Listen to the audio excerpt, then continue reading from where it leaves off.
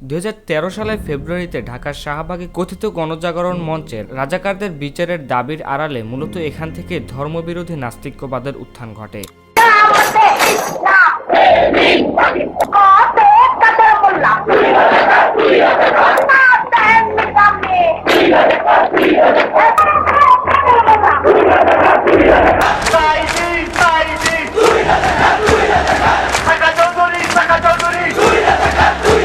এ সময় ধর্মীয় পোশাক, দাড়ি টুপি থেকে শুরু করে ধর্মীয় প্রতিষ্ঠানের উপর নিষেধাজ্ঞা আরোপ করার দাবি জানায় নাস্তিকরা। ইসলাম বিরোধী কতিপয় কিছু ব্লগাররা ইসলাম বিরোধী ও মহানবী হযরত মুহাম্মদ সাল্লাল্লাহু আলাইহি সাল্লামকে নিয়ে নানা রকম অশ্লীল গল্প তৈরি করে ছড়িয়ে দেয় ইন্টারনেটে। উল্লেখ্য, র্যাব ও পুলিশের কঠোর নিরাপত্তায় চলে ধর্মবিরোধী এই প্রচারণা। খুব স্বাভাবিকভাবেই এই বিষয়টি মেনে নেয়নি ধর্মপ্রাণ মুসলিমরা।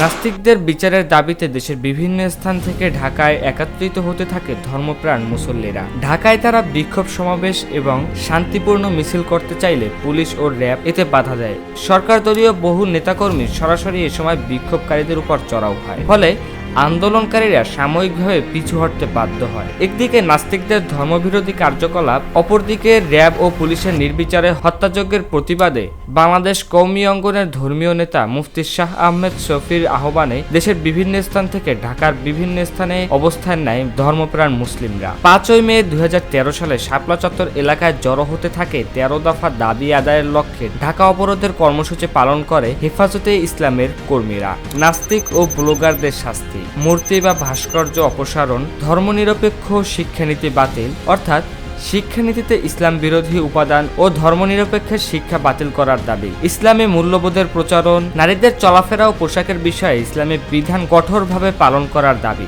মাদ্রাসা শিক্ষার সম্মান, মুক্তিযুদ্ধের ইতিহাস বিকৃতির বিরুদ্ধে শাস্তির ব্যবস্থা করার দাবি, আহমদিয়া সম্প্রদায়কে সংবিধানে অমুসলিম হিসাবে ঘোষণা করার দাবি, মাদ্রাসা শিক্ষকদের সরকারি সুযোগ সুবিধা প্রদান এবং তাদের জীবনযাত্রার মান উন্নয়ন করার দাবি, ইসলাম বিদ্বেষী কর্মকাণ্ড বন্ধ, রাষ্ট্রীয় গণমাধ্যমে নিয়মিত ইসলামী অনুষ্ঠান প্রচার করা, গণহত্যা ধর্ষণের শাস্তি, গণতন্ত্র নির্বাচন ব্যবস্থায় ইসলামের নীতি প্রবর্তনের দাবি। বলা বাহুল্য, হেফাজত ইসলামের এই বিক্ষোভ কর্মসূচি ছিল পরিপূর্ণ অহিংসক ও শান্তিপূর্ণ। দুপুরের পর ঢাকার বিভিন্ন স্থান হতে হেফাজত কর্মীরা মতিঝিলের দিকে আসতে থাকে। এ সময় পুলিশ, র্যাব সহ সরকার দলীয় ক্যাডাররা হামলা করে বসে। ছত্রভঙ্গ করার জন্য গরম পানি, টিয়ার শেল, রাবার বুলেট এবং ফাঁকা গুলি ব্যবহার করে। এভাবে একের পর এক হামলা ঘটনা ঘটতেই থাকে, প্রচুর হতাহতের ঘটনাও ঘটে। সবচেয়ে ভয়াবহ হামলা করা হয় মতিঝিলের প্রবেশ মুখ পল্টন এলাকায়। পুলিশ, র্যাব ও আওয়ামী লীগ নেতাদের যৌথ হামলায় নিরস্ত্র হেফাজত কর্মীরা কোণঠাসা হয়ে যায়। সন্ধ্যার দিকে পুলিশের ছত্রছায়ায় সন্ত্রাসী কর্মকাণ্ডের মাধ্যমে বায়তুল মুকাররম এলাকার দখল নিয়ে নেয় সরকার দলীয়রা। এক পর্যায়ে দিন পেরিয়ে রাত হয়, তবে হামলার গতি আরো তীব্র হতে থাকে।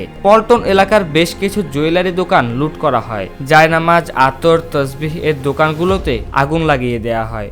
পুড়িয়ে দেয়া হয় পবিত্র কুরআন মাজিদ সহ শতাধিক ধর্মীয় পুস্তক। আওয়ামী ও পুলিশের যৌথ হামলায় কমপক্ষে 20 জন হেফাজত কর্মী মারা যায়। আনুমানিক রাত 8টার দিকে সরাসরি সমাবেশে হামলা করে পুলিশ বাহিনী। সমাবেশকারীরা নিরাপদ স্থানে যায় এবং পুলিশকে সাময়িকভাবে পিছু হটতে বাধ্য হয়। এ সময় সমাবেশের এলাকা বিদ্যুৎ বিচ্ছিন্ন করা হয়। পরিবেশ কিছুটা থমথমে থাকলেও রাত 2টার দিকে যৌথ বাহিনীর দুটি গ্রুপ সাজুয়া যান, জলকামান আরও অনেক ভারী অস্ত্রশস্ত্র সহ হামলা করে। শুরু হয় অপারেশন ফ্ল্যাশ আউট। নিরবিচ্ছিন্ন গুলি, গ্রেনেড হামলায় মতিঝিল পরিণত হয় রণক্ষেত্রে। নিজের জীবন বাঁচাতে ছুটতে থাকে হেফাজত কর্মীরা। একই সময়ে ঝরে পড়ে অগন্তুক প্রাণ। বিভিন্ন অফিস ও বাসার নিচে আশ্রয় নেওয়া কর্মীদের বের করে আনা হয়। অনেককেই মেরে ফেলা হয় এবং করা হয় বেধড়ক লাঠিচার্জ। এ সময় মিডিয়া কর্মীদের নানা নিষেধাজ্ঞা আরোপ করে পুলিশ। যারা নিষেধাজ্ঞা উপেক্ষা করেছে তাদের উপরও করা হয় হামলা। এ সময় দিগন্ত টেলিভিশন এবং ইসলামিক টেলিভিশন বন্ধ করে দেওয়া হয়। একটি বিদেশি গণমাধ্যমের রিপোর্টে জানা যায়, এই হামলায় 1.5 লাখের মতো রাউন্ড গোলাবারুদ ব্যবহার করা হয়। উক্ত হামলায় কতজন মারা গেছে তার কোনো সুষ্ঠু হিসাব নেই কারো কাছে।